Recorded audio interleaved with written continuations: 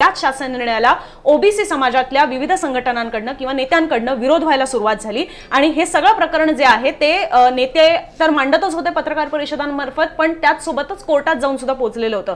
मुंबई उच्च न्यायालयामध्ये याच्यामध्ये कुणबी सेना, महाराष्ट्र माळी समाज महासंघ, अहिर सुवर्णकार समाज संस्था, महाराष्ट्र नाभिक महामंडळ आणि सदानंद मंडलिक यांच्याकडनं या शासन निर्णयाला आव्हान देण्यात आलं मुंबई उच्च न्यायालयामध्ये, ज्याची सुनावणी ही या आधी सुद्धा झालेली आहे आणि आजच मुख्य न्यायमूर्तींसमोर सुद्धा ही सुनावणी झालेली आहे, ज्याच्यामध्ये एक महत्त्वाचा निर्णय हा कोर्टाने दिलेला आहे। या याचिकांमधली महत्त्वाची मागणी होती ती म्हणजे की हा शासन निर्णय रद्द करण्यात यावा, पण ही मागणी जी आहे ती आत्ताच्या पुरता तरी कोर्टाने फेटाळलेली आहे, पूर्णतः फेटाळलेली नाहीये, म्हणजे याबद्दलचा निकाल लागणं अजून बाकी आहे। पण आपण असं म्हणू शकतो की आज मोठा निर्णय म्हणण्यापेक्षा एक तात्पुरत्या स्वरूपातला दिलासा जो आहे तो जरांगे पाटील आणि परिणामी राज्य सरकारला सुद्धा मिळालेला आहे, कारण की या शासन निर्णयाला स्थगिती देण्याची मागणी जी आहे ती आज नाकारण्यात आलेली आहे। मी पुन्हा एकदा सांगते की ही अंतरिम स्थगिती मागण्यात आलेली होती आणि ती नाकारण्यात आलेली आहे। थोडक्यात आता जी प्रक्रिया सुरू आहे ती इथून पुढे सुद्धा सुरू राहील।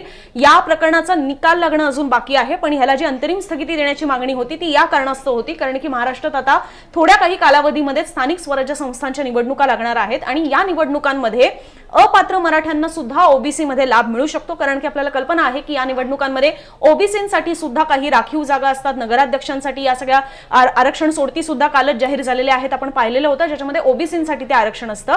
आणि या याचिकाकर्त्यांचं असं म्हणणं होतं की जे मराठा पात्र नाहीयेत त्यांना सुद्धा इथे या आरक्षणाचा लाभ मिळू शकतो आणि म्हणून याच्याबद्दल आम्हाला दिलासा देण्यात यावा अशी त्यांची मागणी होती, पण आज कोर्टाने ती मात्र फेटाळलेली आहे। हर्षदा आणि मी तुम्हाला कोर्टामध्ये आज नेमके काय दोन्ही बाजूनी युक्तिवाद झालेले आहेत, कोर्टाने त्यावर काय म्हटलेलं आहे हे सुद्धा सांगणार आहोत। तुमची सुद्धा याबद्दलचे काही प्रश्न असतील, मत असतील, तुम्ही कमेंट बॉक्समध्ये मांडा। हर्षदापासून पुढच्या मुद्द्याला सुरुवात करूया। 6 रीट याचिका आणि 2 हस्तक्षेप अर्ज दाखल करण्यात आले होते, जसं ते जीआरच्या बाजूने होते तसंच ते जीआरच्या विरोधातले होते। प्रामुख्याने जीआरच्या विरोधातल्या ज्या याचिका होत्या त्याच्यावरनं इथं आपल्याला राज्याच्या राजकारणामध्ये सुद्धा आरोप प्रत्यारोप पाहायला मिळाले होते। इथं छगन भुजबळ यांनी हायकोर्टामध्ये या संदर्भामध्ये आम्ही याचिका दाखल केलेली आहे असं म्हणत तो निर्णय येऊ दे अशा पद्धतीने एक प्रकारे इशारा दिला होता आणि मनोज जरांगेंनी हायकोर्टामध्ये येणाऱ्या निर्णयाची आम्ही वाट पाहू, पण आला निर्णय तरी सुद्धा आम्ही त्याला आव्हान देण्यासाठी सज्ज राहू असं सुद्धा सांगितलं होतं आणि तशातच आज अनुजा आलेला हा निकाल आहे।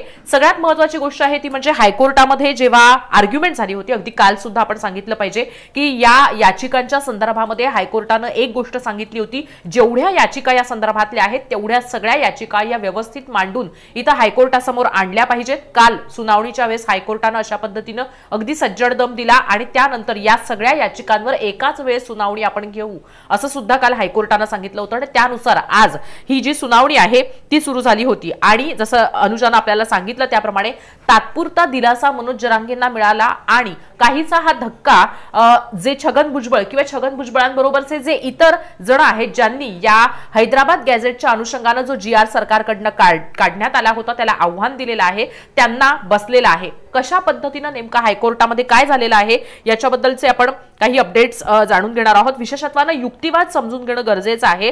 हा युक्तिवाद समजून घेणं अशासाठी सुद्धा गरजेचं आहे कारण आपल्याला आठवत असेल तर शिवसेनेची जी सुनावणी झाली होती किंवा त्यानंतर ज्या सुनावण्या झाल्या होत्या त्याच्यामधले युक्तिवाद नंतर पुढच्या कोर्टांमध्ये जेव्हा जेव्हा या सगळ्या प्रकरणं गेली होती तेव्हा हेच युक्तिवाद आपल्याला मार्गदर्शक ठरले होते नेमकं काय होईल कोर्टात हे समजून घेण्यासाठी आणि त्यामुळे आज जे कोर्टामध्ये युक्तिवाद झालेला आहे त्याच्याबद्दलची आपण माहिती घेऊया। तर सगळ्यात आधी एक्सप्लेनेशन देण्यात आलं म्हणजे ससाणे जे आहेत त्यांच्याकडनं हे एक्सप्लेनेशन देण्यात आलेलं होतं, ज्यांनी एक PIL फाईल केली होती। तर त्यांनी या सगळ्या संदर्भामध्ये the bench which has dismissed PILs in Maratha reservation sed it will dismiss it. आता त्यांनी सांगितलं की ज्या बेंचने या म्हणजे मराठा आरक्षणाच्या संदर्भातले PIL फाईल केले होते ते डिसमिस करतील असं त्यांनी म्हटलं। However Chobe pointed out that the petition of 2024 which challenged the GR of 2004 of Maratha Kunbi has already had notice issued 2024 itself. So technically without hearing the plea cannot be dismissed. म्हणजे याच्यावर जे तिथले महत्त्वाचे खंडपीठातले न्यायमूर्ती होते त्यांनी असं सांगितलं की ही याच्याही आधी अशा पद्धतीने चॅलेंज करण्यात आलं होतं 2004च्या जीआरला 2024 मध्ये, त्यामुळे थेट सुनावणी न घेता अशा पद्धतीने स्थगिती जो जीआर आत्ता काढण्यात आलेला आहे 2 सप्टेंबरला त्याला देता येणार नाही आणि त्यामुळे पुढे सुनावणी सुरू झाली। तर ॲडव्होकेट जनरल जे आहेत त्यांनी या सगळ्या संदर्भामध्ये सरकारच्या माध्यमातून काही मुद्दे जे आहेत ते कोर्टात मांडले. Thus, the court pointed out that yesterday, when the petition was mentioned for urgent hearing, it was said that 2025 GR was under challenge, which was not true. आता कोर्टाने हीच गोष्ट पॉइंट आउट केली की काल जेव्हा तातडीच्या सुनावणीसाठी PIL ज्यांनी दाखल केलेले आहेत त्यांनी मागणी केली होती, तर त्या कोर्टाने सांगितलं याचा अर्थ 2025 हा जो GR चॅलेंज करण्यात येतो आहे सुनावणीच्या म्हणजे सुनावणी घेण्याच्या आधी निर्णय देण्याच्या संदर्भामध्ये किंवा तातडीने निर्णय देण्याच्या संदर्भामध्ये, तर ती गोष्ट काही खरी नव्हती. हा मुद्दा इथं कोर्टाने अधोरेखित केला आणि त्याचं कारण जे आहे की 2004च्या GRला 2024 मध्ये आव्हान दिल्याचं आपण आर्ग्युमेंटमध्ये अगदी सुरुवातीला पाहिलेलं आहे. तसंच त्याच्या पुढे in 2024 the petition could not have challenge the 2025 GR, so the lawyers had sought permission to amend their plea. आता जो 2024 म्हणजे 2004चा जो GR आहे त्याला 2024 मध्ये आव्हान देण्यात आलं होतं, पण 2025च्या GRच्या माध्यमातून 2024चा जो GR आहे त्याला चॅलेंज करण्यात आलं नव्हतं आणि त्यामुळे लॉयरकडनं या GR मध्ये अमेंडमेंट करण्याच्या संदर्भातली मागणी करण्यात आली होती. Choubey pointed out that the application for amendment was not filed. आता जे चौबे आहेत त्यांनी या सगळ्या संदर्भामध्ये सांगितलं की अशा पद्धतीनं अमेंडमेंटसाठीचं जे ऍप्लिकेशन आहे ते कोर्टासमोर आलेलं नाहीये किंवा त्याच्यासाठीचा अर्ज करण्यात आलेला नाहीये, त्यामुळे ही गोष्ट लक्षात घेऊ नये. However the bench said that the plea will not be taken out of turn for early hearing and it will come up in due course only. आणि म्हणून कोर्टानं असं सांगितलं ते म्हणजे की लगेच आम्ही हिअरिंग घेणार नाही, तर यातल्या ज्या महत्त्वाच्या गोष्टी आहेत त्याच्या अनुषंगानं आपण पुढची जी सुनावणी आहे ती करून घेऊ आणि त्याच्यानुसार आपण निर्णय घेऊ किंवा त्याच्यानुसार कोर्ट आपलं जे म्हणणं आहे ते मांडेल असं कोर्टानं त्यावेळेस सांगितलं होतं. त्याचबरोबर पुढे सुद्धा महत्त्वाचे आर्ग्युमेंट झालेले आहेत.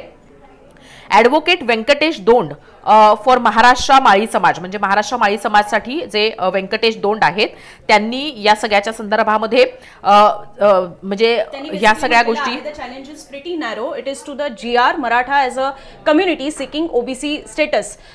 त्याच्यावर उत्तर देताना असं सांगलेलं आहे it will open a backdoor entry to ineligible Maratha. जो आपण मुद्दा मगाशी म्हटलेला होता की याचिकाकर्त्यांचं असं म्हणणं आहे की ह्या आड मार्गाने कुठेतरी अपात्र मराठ्यांना आरक्षणामध्ये समाविष्ट करून घेण्याचा प्रयत्न केला जाईल, ओबीसीच्या आरक्षणामध्ये समाविष्ट करून घेण्याचा प्रयत्न केला जाईल असं त्याच्यामध्ये त्यांनी म्हटलेलं आहे. Article 340 of the government of India had actually constitution मधला आहे. Article 340 of the constitution had आणि त्याच्यानंतर government of India had appointed the Kaka Kelkar committee. The Maratha were the ruling community. Maratha as a community were not OBC. Similarly other commissions also said no OBC as a class or community were excluded. Kunbis and Marathas were separate. The certification act of 2000 came into force. The act contains the detailed process for issuance of certificates.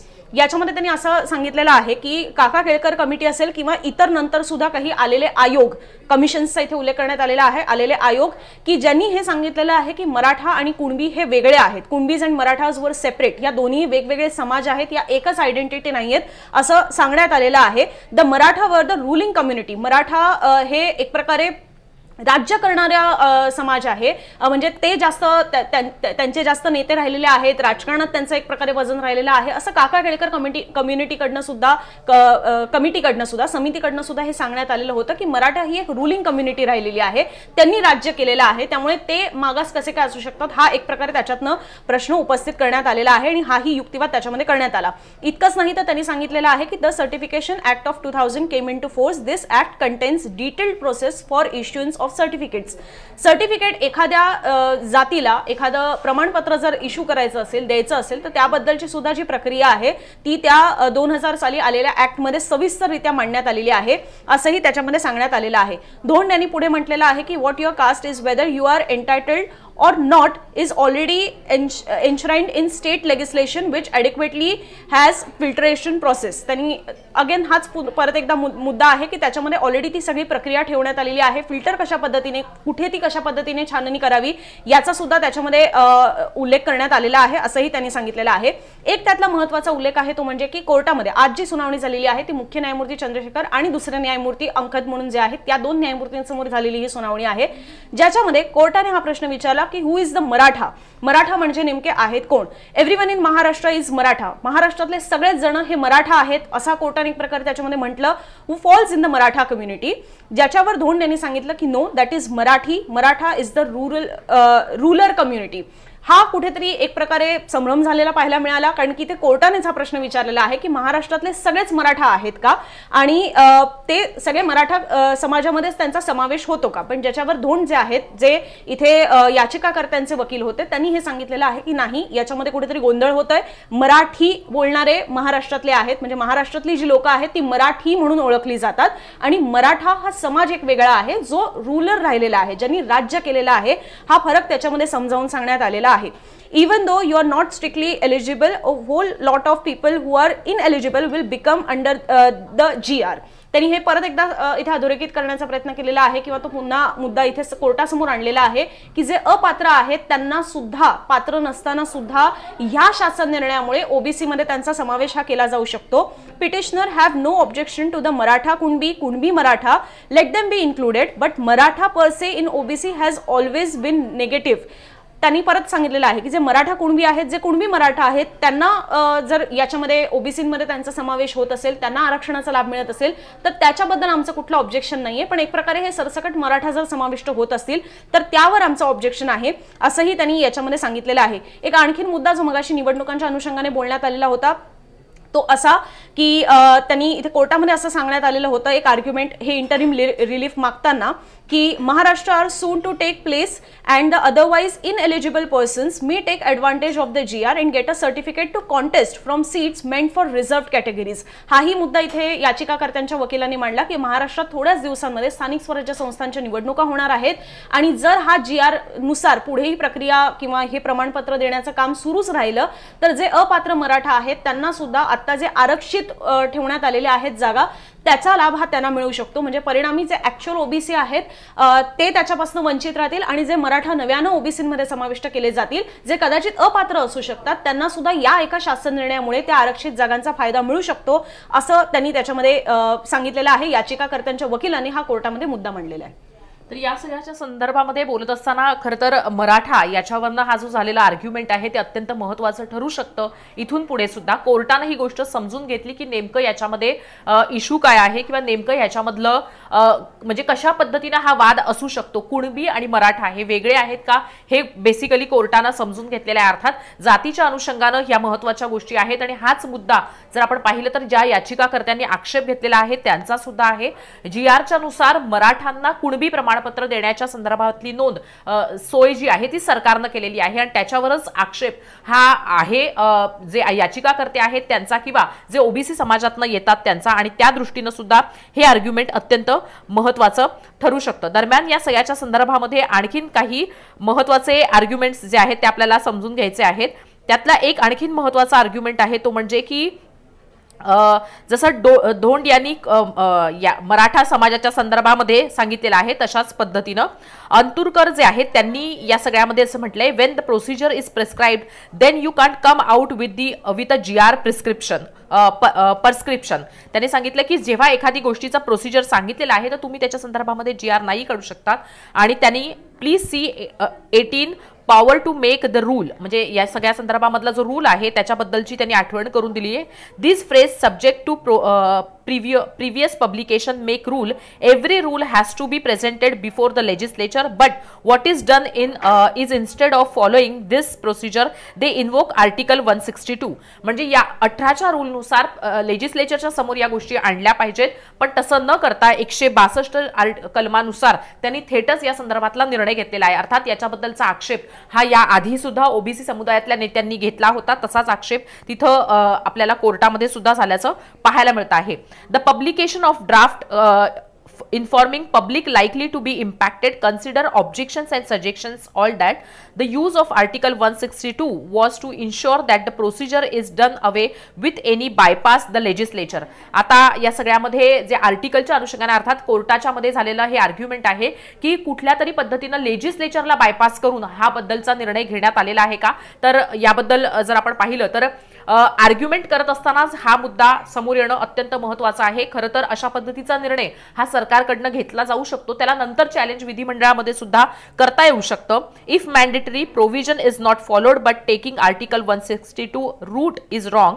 Second, I want to say that national backward commission should have been consulted. आता याच्यामध्ये हा सुद्धा आक्षेप घेतल्यात आलेला आहे की लेजिस्लेचरशी consult केलं गेलेलं नाहीये, पण बॅकवर्ड कमिशन मागासवर्गीय आयोगाची तरी ऍटलिस्ट इथं सल्ला मसलत करणं गरजेचं आहे. आणि हाच मुद्दा तिथं ओबीसी नेत्यांकडनं सुद्धा जेव्हा GR काढण्यात आला होता उचलण्यात आलेला आहे.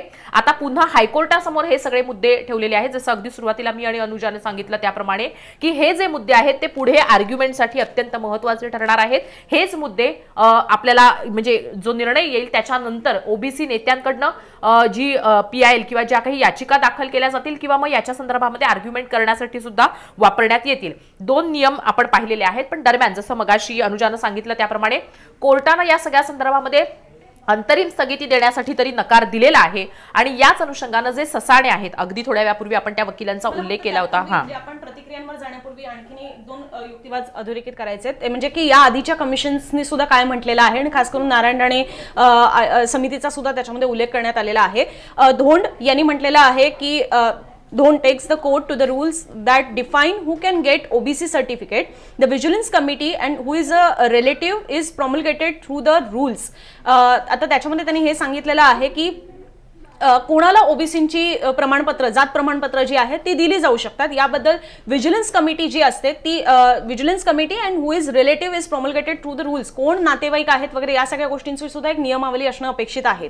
Narayan Rane committee report stated that the Maratha वर बॅकवर्ड. नारायण राणे कमिटी जी होती, समिती जी होती, त्यांचा जो अहवाल तयार झालेला होता ज्याच्यानुसार मराठा हे मागास आहेत असं सांगण्यात आलेलं होतं.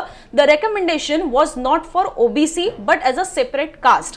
त्या आयोगाच्या अहवालानुसार किंवा त्या समितीच्या अहवालानुसार मराठा हे जरी मागास असले तरी त्यांना वेगळं आरक्षणाची त्याच्यामध्ये तरतूद होती किंवा त्यांना वेगळं आरक्षण देणं अपेक्षित होतं. त्या जातीला वेगळ्या आरक्षणाची अपेक्षा होती. नारायण राणे यांच्या समितीचा अहवाल असं कुठेही सांगत नाहीये की त्यांना ओबीसीमधनं आरक्षण देण्यात यावं. आउटसाइड म्हणजे ओबीसीच्या बाहेर तुम्ही ओबीसी यांना जे आरक्षण मिळतं त्याच्या बाहेर जर वेगळं आरक्षण देत असाल तर त्याबद्दल ऑब्जेक्शन नाहीये. पुढे धोंड यांनी असं सांगितलेलं आहे The 2014 ordinance was brought in with 16% reservation and it became an act which was based on Rane economy. त्याच्यानंतर त्यांनी socially and educationally backward did not interfere with OBC. All along the reservation was outside the OBC. So या आधी जे आरक्षण देण्यात आलेलं आहे आपल्याला कल्पना आहे की या आधी सुद्धा 16% आरक्षण देण्यात आलेलं होतं. जेव्हा फडणवीस सरकार होतं त्यावेळेला त्याला उच्च न्यायालयामध्ये सुद्धा आव्हान देण्यात आलेलं होतं आणि उच्च न्यायालयाने सुद्धा ते 16% 12 आणि 13% आणलेलं होतं शिक्षण आणि नोकऱ्यांमध्ये. पण या सगळ्याबद्दल सांगताना जे राणे समितीच्या अहवालावर आधारित आरक्षण होतं किंवा पुढेही आलेली आरक्षण असतील ही सगळी मराठा समाजासाठी एक्सक्लुझिव्ह देण्यात आलेली आरक्षण होती. त्याच्यामध्ये कुठेही ओबीसीमध्ये ते देण्यात आलेलं आरक्षण नव्हतं असं सुद्धा याच्यामध्ये त्यांनी सांगितलेलं आहे. पुढे ते म्हणतात की ACBC window was shut by the Supreme Court in 2021 and at that time also they did not get the OBC. आता इथे त्यांनी सांगितलेलं आहे की 2021 मध्ये सुद्धा हे जे ACBC अंतर्गत आरक्षण देण्यात आलेलं होतं, सोशली अँड एज्युकेशनली बॅकवर्ड, तुम्ही सामाजिक आणि शैक्षणिक दृष्ट्या मागास आहात या धर्तीवर जे मराठ्यांना वेगळं आरक्षण देण्यात आलेलं होतं ते सुद्धा 2021 मध्ये सर्वोच्च न्यायालयाने रद्दबातल ठरवलं. पण त्या सगळ्यामध्ये कुठेही ओबीसींचा मुद्दा नव्हता किंवा ओबीसींमधनं आरक्षण देण्याचा प्रश्नच नव्हता. In 2023 the justice Shinde committee or may be retired justice Shinde committee came and Marathwada region, as this was part of Hyderabad, so there could be Kunbi Maratha Kunbi for which records if found were there given reservation. 2023 मध्ये निवृत्त न्यायमूर्ती शिंदे यांच्या अध्यक्षतेखाली समिती तयार करण्यात आली ज्यांनी त्या सगळ्या हैदराबाद गॅझेट मधल्या नोंदी शोधून काढल्या आणि त्या नोंदींनुसार सुद्धा जे मराठा कुणबी किंवा कुणबी मराठा आहेत त्यांना प्रमाणपत्र ही दिली जात होती. सरसकट कुठल्याही मराठा समाजांना ओबीसीमध्ये समाविष्ट केलं जात नव्हतं. तर हे त्यांनी त्याचा इथे लिहिलेलं आहे records if found were then given reservation. जर त्या नोंदी हैदराबाद गॅझेटमध्ये सापडल्या तर त्यांना ते आरक्षण दिलं जाणार होतं, सरसकट पद्धतीने ते नव्हतं. The state then issued a draft which talks about the sage soyare so to squeeze the people into OBC. The definition of relative was expanded. आता याच्यामध्ये सगे सोयरे हा जो खरं तर तो अधिसूचना होती, जिची आपल्याला कल्पना आहे की त्यावेळेला जरांगे हे मुंबईत येत होते. वाशीमध्येच त्यांना थांबवण्यात आलं आणि एकनाथ शिंदे त्यावेळेला मुख्यमंत्री त्यांच्याशी बोलले होते आणि त्यावेळेला सगळे सोयऱ्यांसंदर्भातला एक अधिसूचना काढण्यात आलेली होती. आता इथे त्यांनी हेच म्हटलेलं आहे की त्याच्यामध्ये नातेवाईक याची कुठली किंवा सगळे सोयरे याची कुठली अशी ठोस व्याख्या नव्हती, असा सुद्धा त्याच्यामध्ये उल्लेख करण्यात आलेला आहे. In the mean time the SEBC was brought in, म्हणजे पुन्हा एकदा शिंदे सरकारकडनं ते 10% एक वेगळं आरक्षण मराठा समाजाला देण्यात आलं. We are not getting into it, that is separate litigation. We are OBC organization. All that we are saying is don't come into our bucket. आम्ही ते जे सोशली आणि एज्युकेशनली बॅकवर्ड असलेल्यांसाठी जे 10% वेगळं आरक्षण देण्यात आलेलं होतं शिंदे सरकारकडनं, ते एक्सक्लुझिव्हली एक प्रकारे मराठा समाजासाठी होतं. आम्हाला त्याच्यामध्ये जायचंच नाहीये. आमचं म्हणणं फक्त एवढंच आहे की आम्ही ओबीसीची संघटना आहोत आणि आमच्या बकेटमध्ये म्हणजे आमच्यासाठी राखीव असलेल्या या आरक्षणामध्ये इतर कोणाचा समावेश होऊ नये असं आमचं इथे म्हणणं आहे, असं आज या सगळ्या याचिकांकर्त्यांच्या वतीने कोर्टाला सांगण्यात आलं. याच्यामध्ये आणखीन सुद्धा काही मुद्दे आहेत, मला वाटतं की ते GRच्या अनुषंगाने घेतलेले आहेत. The attempt to get into OBC has consistently been negative. There is now an attempt by this GR. Please see the GR. त्यांनी GR मध्ये कशा पद्धतीचा दोष आहे हे सांगण्याचा प्रयत्न केलेला आहे. ओबीसीमध्ये समावेश करण्यासाठीचे हे प्रयत्न आतापर्यंत झालेले आहेत आणि या GRचा सुद्धा हाच निगेटिव्ह पॉइंट आहे हे सांगण्याचा त्यांनी प्रयत्न केलेला आहे. याच्यावर ॲडव्होकेट जनरल यांचं असं म्हणणं आहे, translation of GR has quiet a few mistakes, use mine. आता त्याच्यामध्ये त्यांनी सबमिट केलेले जे ट्रान्सलेशन आहे त्याच्यामधल्या चुकांच्या अनुषंगाने सुद्धा उल्लेख केलेला आहे. काल खरं तर कोर्टानं सुद्धा जे PIL फाईल करण्यात आलेले आहेत त्याच्यामध्ये त्यांचं जे म्हणणं आहे ते म्हणणं हायलाईट होत नव्हतं किंवा ते म्हणणं समोर येत नव्हतं. योग्य पद्धतीनं हे PIL फाईल केले गेले पाहिजेत असं म्हणत ह्या याचिका पुन्हा करायला लावल्या होत्या आणि त्याच्यावर आपण आज सुनावणी घेऊ असं सांगितलं होतं. अगदी शॉर्ट टर्म नोटीसवर या सगळ्या याचिका दाखल करण्यात आल्या होत्या. आता पुढे दोन जे आहेत ते म्हणतात, the GR is for Maratha community, a village level community to inquire to submit a report to the competent authority is made. आता हा जो GR आहे तो मराठा कम्युनिटीसाठी आहे, मराठा समाजासाठी आहे, जे ग्रामीण भागामध्ये राहतात. हा एक महत्त्वाचा मुद्दा इथं सांगण्यात आलेला आहे. To enquire to submit a report to the competent authority is made. आता या सगळ्या संदर्भातला जो रिपोर्ट आहे तो संबंधित अथॉरिटीकडे सबमिट करण्यासाठीची केलेली ही सोय आहे. The state should clarify who gets this certificate, all Maratha or only Kunbi Maratha. आता हा एक महत्त्वाचा मुद्दा इथं म्हणजे विचारलेला आहे, कारण सरसकट जसा मगाशी अनुजानं उल्लेख केला, जसा आतापर्यंत आर्ग्युमेंट झालेला आहे, सरसकट सगळ्या मराठ्यांना कुणबी प्रमाणपत्र मिळणार. म्हणजे जेव्हा हा GR काढण्याच्या संदर्भातली घोषणा सरकारकडनं करण्यात आली त्यावेळेस मनोज जरांगे यांनी सुद्धा मराठवाड्यातल्या आणि पश्चिम महाराष्ट्रातल्या मराठ्यांसाठी हा दिवाळीचा सण आहे असं म्हटलं होतं. पण तेव्हा सुद्धा OBC नेत्यांनी याच्याबद्दलची जी प्रतिक्रिया दिली होती त्यात सरसकट सगळ्यांना हे आरक्षण मिळणार नाहीये ही गोष्ट स्पष्ट करणं गरजेचं आहे. आम्ही GR आल्यावर याच्याबद्दल अधिक सविस्तर बोलू असं म्हणत त्यांनी जेव्हा प्रतिक्रिया दिली होती तेव्हा याच्याबद्दलचा उल्लेख केला होता. आणि आता हाच मुद्दा इथं समोर करण्यात आलेला आहे की all Maratha or only Kunbi मराठांना या संदर्भामधल्या या GRचा किंवा या गोष्टींचा लाभ मिळणार आहे असा सवाल तिथं विचारण्यात आला आणि सरकारनं याच्याबद्दलची माहिती द्यावी अशी मागणी करण्यात आली. त्याच्यावर दोंड यांनी सांगितलं, the original GR talks about the पत्रा which is for eligible persons but in second GR issued on same day the word eligible is gone. अर्थात आपल्या सगळ्यांना आठवत असेल तर मनोज जरांगेंनी तो GR आल्यानंतर सांगितलं होतं की एक शब्द आपण बदलायला सांगितलेला आहे आणि तो शब्द बदलल्यानंतर मग आपण या सगळ्या संदर्भामध्ये म्हणजे उपोषणाच्या बद्दलचा निर्णय घेऊ. आणि तीच गोष्ट इथं दोन हायलाइट करतायत ते म्हणजे की याच्या संदर्भामध्ये एकाच दिवशी 2 GR निघाले होते आणि त्याच्यामध्ये पात्र असा उल्लेख करण्यात आला होता आणि म्हणजेच जे एलिजिबल आहे ते, आणि त्याच्यानंतर सेकंड GR मध्ये या सगळ्या संदर्भामधला जो पात्र आहे हा शब्द काढण्यात आला होता. आणि आपल्याला आठवत असेल तर तो पात्र शब्द काढल्यानंतरच जरांगेंनी आपलं उपोषण मागे घेतलं होतं. याच्यावरनं सुद्धा आज कोर्टामध्ये आर्ग्युमेंट झालेला आहे. कोर्ट म्हणालाय, the state should clarify then, we will ask them to clarify, let them file affidavit. आता कोर्टानं सरकारकडे ॲफिडेव्हिट फाईल करायला सांगितलेलं आहे. म्हणजे हे जे प्रश्न विचारण्यात आलेले आहेत की मराठा कुणबींसाठी आहे का, सरसकट सगळ्यांसाठी आहे का, हे पात्र ज्यांच्यासाठी पात्र आहेत त्यांच्यासाठीच आहे का, या सगळ्याच्या संदर्भामध्ये आता सरकारकडनं ॲफिडेव्हिट फाईल करायला लागणार आहे. आजच्या कोर्टाच्या याचिके म्हणजे ही जी सुनावणी झालेली आहे त्यातला हा एक महत्त्वाचा मुद्दा आहे. सरकारचं जे म्हणणं काय आहे ते आता कोर्टासमोर येणार आहे, कारण आतापर्यंत या सगळ्या संदर्भामध्ये संभ्रम असल्याचं आपण पाहिलेलं आहे. OBC नेते असतील किंवा मग मराठा नेते असतील या दोन्हींकडनं या सगळ्या संदर्भामध्ये दिल्या गेलेल्या प्रतिक्रिया, सरकारकडनं आलेल्या प्रतिक्रिया याच्या संदर्भामध्ये संभ्रम आहे आणि हा संभ्रम दूर केला गेला पाहिजे अशी मागणी करण्यात येत होती. जे ओबीसी नेते मागणी करत होते, कोर्टानं अशा पद्धतीने ॲफिडेव्हिट द्यायला सांगणं सरकारला, याच्यावरनं सगळ्या गोष्टी स्पष्ट होणार आहेत. म्हणजे जे आहे ते समोर येण्यासाठी हे ॲफिडेव्हिट अत्यंत महत्त्वाचं ठरणार आहे. याच्या पुढे ॲडव्होकेट अनिल अंतुरकर जे आहेत, जे कुणबी सेनेसाठी आहेत, त्यांनी असं म्हटलंय, I am not asking for any clarification, this GR is illegal and the reasons are. आता त्यांनी थेट सरकारनं काढलेला जो GR आहे तोच कशा पद्धतीनं इलिगल आहे, अवैध आहे, हे सांगण्याचा प्रयत्न केलाय. आणि त्यांनी त्याच्यामध्ये आर्ग्युमेंट मध्ये म्हटलंय, if you see the provisions of act section 2A, 2(1) and 3(4), if you see the provisions of the act, caste certificate under 2A caste validity is different. आता कास्ट व्हॅलिडिटीच्या संदर्भातले जे नियम आहेत ते इथं कशा पद्धतीनं वेगळ्या पद्धतीनं पाहायला मिळत आहेत, म्हणजे GRच्या साठी ते लागू होत नाहीत. म्हणजे मूळ जे कास्ट व्हॅलिडिटीसाठीच्या ज्या गोष्टी आहेत त्या इथं लागू होत नाहीयेत किंवा इथं त्यांचं पालन केल्याचं पाहायला मिळत नाही. आणि म्हणून सुद्धा किंवा हा GR त्याचं पालन करायला लावत नाही, म्हणून सुद्धा हा GR हा इलिगल आहे, अवैध आहे, असं सांगण्याचा प्रयत्न अंतुरकर यांनी केलेला आहे. अंतुरकर पुढे म्हणतात, when the procedure is prescribed then you can't come out with GR or prescription. ही जी कास्ट सर्टिफिकेशन साठीची जी प्रोसिजर आहे ती असताना सुद्धा तुम्ही GR काढू शकत नाही.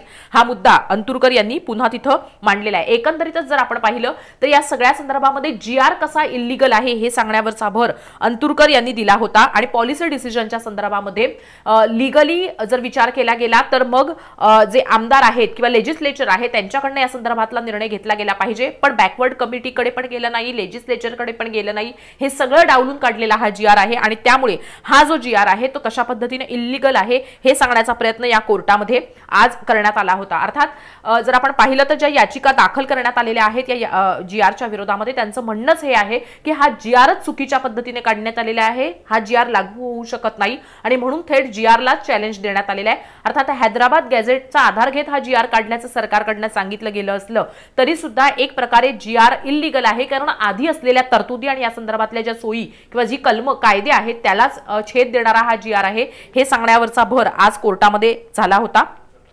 आता यातल्या आणखीन काही महत्त्वाच्या मुद्द्यांकडे कोर्टाचं लक्ष वेधण्यात आलं होतं. त्यांनी असं सांगितलंय की I would request for a order as by the time the final decision will be passed, by then number of people who are not eligible will get in to the OBC category. म्हणजे हे जे OBCसाठीचं जे certification आहे, कुणबी प्रमाणपत्र जे आहे ते दिलं गेलं नाही पाहिजे असं असा जो निर्णय आहे तो हायकोर्टानं द्यायला पाहिजे अशी मागणी करण्यात आली होती. कोर्टाचं म्हणणं आहे मेनी फोल्ड कंटेन्शन्स वर रेज. आता कोर्टाने ह्याच्या संदर्भामधले अनेक प्रश्न उपस्थित केलेले आहेत.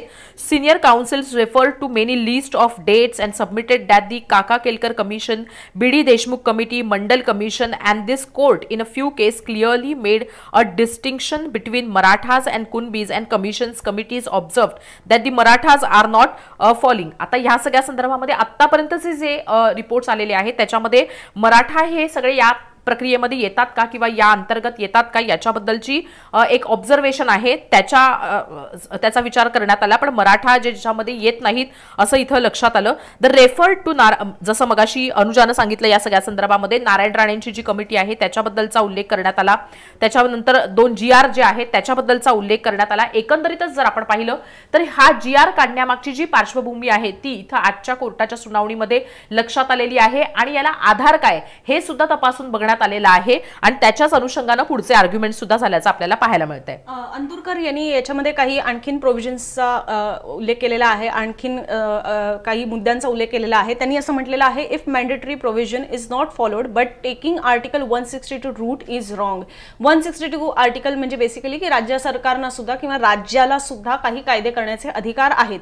पण अशा पद्धतीने राज्याला जरी काही कायदे करण्याचे अधिकार असले तरी सुद्धा ज्या मॅन्डेटरी प्रोव्हिजन्स आहेत, ज्या तरतुदी आहेत, ज्या आपल्या संविधानात देण्यात आलेल्या आहेत, कारण की आर्टिकल 162 म्हणजे हे संविधानातलंच आर्टिकल अर्थात आहे, तर ज्या मॅन्डेटरी प्रोव्हिजन्स आहेत, ज्या तरतुदींचं पालन करणं अत्यावश्यक आहे, ते न करता तुम्ही डायरेक्ट तुमच्याकडे असलेला कायदे बनवण्याचा अधिकार तुमच्याकडे असलेला आहे हा रूट स्वीकारणं हे चुकीचं आहे असं सुद्धा अंतुरकर यांनी म्हटलेलं आहे. आता त्या मॅन्डेटरी प्रोव्हिजन्स काय, तर मगाशी जसं हर्षदाने उल्लेख केला की कायदे मंडळासमोर या सगळ्या गोष्टी न आणणं, त्याचा परस्पर GR निघाला किंवा नॅशनल बॅकवर्ड कमिशन जो आहे तिथे या सगळ्या गोष्टी न पाठवणं, याबद्दलचे मगाशी त्यांनी जे मुद्दे मांडलेले होते त्याचाच इथे आधार आहे. तर त्यांनी हे म्हटलेलं आहे की तुम्ही डायरेक्ट तुमच्याकडे राज्य सरकारला जे कायदे तयार करण्याचे अधिकार आहेत हा असा रूट तुम्ही स्वीकारू शकत नाही, ते चुकीचं आहे, हे त्यांचं म्हणणं आहे. Second, I want to say that national backward commission should have been consulted. तोच मुद्दा इथे त्यांनी सांगितलेला आहे की राष्ट्रीय मागासवर्ग आयोग जो आहे त्यांना सुद्धा याच्यामध्ये त्यांच्यासोबत सुद्धा सल्लामसलत ही करायला हवी होती, जेही करण्यात आलं नाही असाही त्यांचा आक्षेप आहे. Such a policy decision by which you are opening the door for people who do not deserve without consultation with the commission. Please see what Supreme Court has said in Jayashree Patil judgment. पुन्हा एकदा हे वाचून दाखवते कारण महत्त्वाचा argument आहे, पण अर्थात कोर्टाने त्याच्यामध्ये वेगळी टिप्पणी केलेली आहे. पण सगळ्यात पहिले हा मुद्दा अंतुरकर यांचं म्हणणं आहे, such a policy decision by which you are opening the door for people who do not deserve, ज्यांना ज्यांची पात्रता नाहीये हे आरक्षण घेण्यासाठी, म्हणजे जसं मगाशी आपण म्हणत होतो की अपात्र लोक सुद्धा या ओबीसी आरक्षणामध्ये समाविष्ट केले जातील, हा जो मगाशी एक मुद्दा होता तोच काहीसा इथे वेगळ्या पद्धतीने मांडण्यात आलेला आहे की जे डिझर्व करत नाहीयेत त्यांच्यासाठी सुद्धा तुम्ही एक प्रकारे आड मार्गाने ही तरतूद केलेली आहे की त्यांना सुद्धा ओबीसीमध्ये समाविष्ट केलं जाईल without any consultation with the commission. तुम्ही कुठल्याही आयोगासोबत सल्लामसलत न करता परस्पर हा निर्णय घेतलेला आहे की अशा पद्धतीचा GR लागू होईल आणि हैदराबाद गॅझेट मधल्या नोंदींनुसार त्यांना आरक्षण जे आहे ते ओबीसी मधनं मिळेल. तर हे कुठल्याही आयोगासोबत सल्लामसलत न करता तुम्ही करत आहात, जे चुकीचं आहे असं अंतुरकर यांचं म्हणणं आहे. त्यांनी पुढे असं सांगितलेलं आहे की जयश्री पाटील जजमेंटच्या वेळेला काय सर्वोच्च न्यायालयाने म्हटलेलं होतं ते प्लीज तुम्ही एकदा पहा असं ते कोर्टाला सांगत आहेत. पण जयश्री पाटील जजमेंट म्हणजे काय, तर जे मराठा समाजाला आरक्षण मिळालेलं होतं 12 आणि 13%, ते सर्वोच्च न्यायालयामध्ये आव्हान त्याला देण्यात आलेलं होतं. ती जयश्री पाटील यांनीच त्याच्या विरोधात ती याचिका केलेली होती आणि त्याच्यानंतर सर्वोच्च न्यायालयाने ते आरक्षण रद्द ठरवलेलं होतं. पण ते रद्द ठरवताना सर्वोच्च न्यायालयाने त्याच्यामध्ये त्यांची काही निरीक्षणं मांडलेली होती आणि त्याच्याबद्दल त्या सगळ्या गोष्टींकडे पण तुम्ही एकदा पहा असं इथे उच्च न्यायालयामध्ये आज या मुख्य न्यायमूर्तींसमोर अंतुरकर यांनी हा युक्तिवाद केलेला आहे. पण ज्याच्यावर कोर्ट यांनी म्हटलेलं आहे this Jayashree Patil is not applicable, हे आता इथे लागूच होत नाहीये. जयश्री पाटील जजमेंट असेल किंवा त्या केसमध्ये सुप्रीम कोर्टाने काय म्हटलेलं आहे हे आता इथे लागू होत नाहीये, ते आत्ताच्या घडीला इररिलेव्हंट आहे, आता इथे या सुनावणीसाठी ते इररिलेव्हंट आहे असं त्यांनी म्हटलेलं आहे. We are not indicating certain things, reply is necessary, what you are saying about this sections, we are hearing this only for the interim and we are saying that we are not inclined, if you want we will pass an order. इथे कोर्टाने हे परत एकदा आठवण करून दिलेली आहे की आत्ताची जी सुनावणी आहे ती अंतरिम स्थगिती मिळण्यासंदर्भातली होती. हा या प्रकरणाचा निकाल लावण्यासंदर्भातली सुनावणी अजून झालेली नाहीये किंवा त्या दिशेने हे सगळे युक्तिवाद सुरू झालेले नाहीयेत. अंतरिम स्थगितीच्या मुद्द्यावर आता आपण बोलत आहोत, तर इथे आता त्या गोष्टी लागू होत नाहीत असं सुद्धा त्यांनी याच्यामध्ये म्हटलेलं आहे. आणि हे सांगतानाच त्यांनी अंतुरकर यांनी पुढे म्हटलेलं आहे की मी रिक्वेस्ट करेन की याबद्दलची ऑर्डर ही देण्यात यावी and as by the time the final decision will be passed then number of people who are not eligible will get in to the OBC category. पण जोपर्यंत ही सगळी ऑर्डर येईल, कोर्टाचा निकाल लागेल, तोपर्यंत जे इनएलिजिबल आहेत, जे अपात्र आहेत त्यांचा सुद्धा ओबीसीमध्ये समावेश होईल असंही त्यांनी याच्यामध्ये म्हटलेलं आहे. पण त्याच्यामध्ये कोर्टाने आपला निर्णय वाचायला सुरुवात केली आणि या निर्णयानुसार त्यांनी मुळात जे राज्य सरकार आहे त्यांना सुद्धा उत्तर द्यायला वेळ दिलेला आहे. त्यांचं हे म्हणणं आहे की राज्य सरकारची सुद्धा बाजू याच्यामध्ये आली पाहिजे आणि त्याच्यानंतर पुढच्या ज्या सुनावण्या आहेत त्या सुद्धा होतील. Senior counsels referred to many list of dates and submitted that the Kaka Kelkar commission, BD Deshmukh committee, Mandal commission and this court in few cases clearly made a distinction between Marathas and Kunbis and commissions committees observe that the Marathas are not falling. They referred to Narayan Rane and Shinde committee and the Gaikwad commission report. In that context, the senior councils have taken us through some apex court judgments. The senior council submitted that the petitioners are in no way challenging the inclusion of Kunbi Maratha and Maratha Kunbi in OBC, but their apprehension is that the September 2 GR, a procedure has been laid down by which there will be infiltration of others. Expressing such apprehensions on behalf of त्यांनी म्हटलेलं आहे at this stage an affidavit on behalf of state is necessary so as to clarify certain aspects in the GR is indicated by petitioner, मगाचा जो मुद्दा होता की कुणबी मराठा आणि मराठा कुणबी यांचा ओबीसीमध्ये समाविष्ट होण्यासंदर्भात याचिकाकर्त्यांना हरकत नाहीये, पण जो सप्टेंबर 2 तारखेला काढण्यात आलेला जो शासन निर्णय आहे त्याच्याबद्दल आक्षेप आहेत. तर जर सरकारने काढलेल्या शासन निर्णयाबद्दलचे आक्षेप असतील तर याबद्दल सरकारची बाजू सुद्धा समजून घेणं गरजेचं आहे आणि ती गरजेची आहे. जोपर्यंत ते येत नाही तोपर्यंत याच्याबद्दलचा निकाल देणं शक्य नाही. त्याच्यावर कोर्टाने ॲडव्होकेट जनरल जे आहेत त्यांना म्हटलेलं आहे की are you opposing the petitions, तुम्ही या याचिकांना विरोध करत आहात का? ज्याच्यावर त्यांनी म्हटलेलं आहे yes they are not even aggrieved persons and their petition should not be even entertained. आता ॲडव्होकेट जनरल यांच्याकडनं तर उलट सांगण्यात आलेलं आहे, महाधिवक्त्यांकडनं सांगण्यात आलेलं आहे की या पिटिशन्स एंटरटेनच करता कामा नये, म्हणजे कोर्टाने हा ऐकून घेण्याची गरज नाहीये, त्या एक प्रकारे फेटाळण्यात यावं असं त्यांचं म्हणणं आहे. कोर्टाने ऑर्डर देताना म्हटलेलं आहे as indicated by the petitioners reply issue notice let an affidavit be filed by the social welfare department, म्हणजे सामाजिक कल्याण जो विभाग आहे किंवा सामाजिक न्याय खातं जे आहे त्यांच्याकडनं याबद्दल एक रिप्लाय येणं अपेक्षित आहे, त्यांची बाजू समोर येणं अपेक्षित आहे असं कोर्टाने म्हटलेलं आहे. They should address the issue indicated by the petitioners, issue notice in other writ petition as well. जे याचिकाकर्त्यांचे मुद्दे आहेत त्याला सामाजिक न्याय विभागाकडनं उत्तर येणं अपेक्षित आहे आणि बाकीही ज्या रिट पिटिशन्स दाखल झालेल्या आहेत त्याच्यामधल्या आक्षेपांसंदर्भात सुद्धा कोर्टाला उत्तर अपेक्षित आहे आता राज्य सरकारकडनं. आणि तसंच कुणबी सेनेची सुद्धा जी याचिका आहे त्याबद्दल सुद्धा कोर्टाने म्हटलेलं आहे की ह्या सगळ्या आक्षेपांसंदर्भात बेसिकली आता राज्य सरकारचा नेमका रिप्लाय काय येतो, उत्तर काय येतं याच्यावर पुढच्या सुनावणीची दिशा ही ठरणार आहे. या सगळ्या संदर्भामध्ये म्हणजे इतका वेळ देऊ नये सरकारला असं सांगितलेलं आहे, लवकरात लवकर सरकारकडनं उत्तर यायला हवं, अन्यथा मोठ्या प्रमाणावर हे सर्टिफिकेट्स दिले जातील असं एक आर्ग्युमेंट सुद्धा ठेवण्यात आलं होतं. त्यावर कोर्टानं असं सांगितलेलं आहे की त्यांना योग्य आणि पुरेशी वेळ दिली गेली पाहिजे त्यांचं म्हणणं मांडण्यासाठी असं सुद्धा कोर्टानं सांगितलेलं आहे आणि त्यानुसार राज्य सरकारला 4 आठवड्यांचा अवधी जो आहे तो देण्यात आलेला आहे. मधल्या काळामध्ये दिवाळीच्या सुट्ट्या आणि या सगळ्या गोष्टी आहेत, त्यामुळे 4 आठवड्यांनंतरचा राज्य सरकारकडनं या सगळ्या संदर्भामध्ये रिप्लाय मांडणं अपेक्षित आहे किंवा ते मांडलं जाईल आणि तो जो रिप्लाय आहे तो अत्यंत महत्त्वाचा आहे. जसं मी मगाशी म्हटलं त्याप्रमाणे की या ज्या गोष्टी आहेत त्या अधिक स्पष्टपणे समोर येऊ शकतील. आणि आणखीन एक महत्त्वाची सूचना कोर्टानं यावेळेस दिलेली आहे ती म्हणजे की आज तागायत जेवढ्या पिटिशन्स दाखल करण्यात आलेले आहेत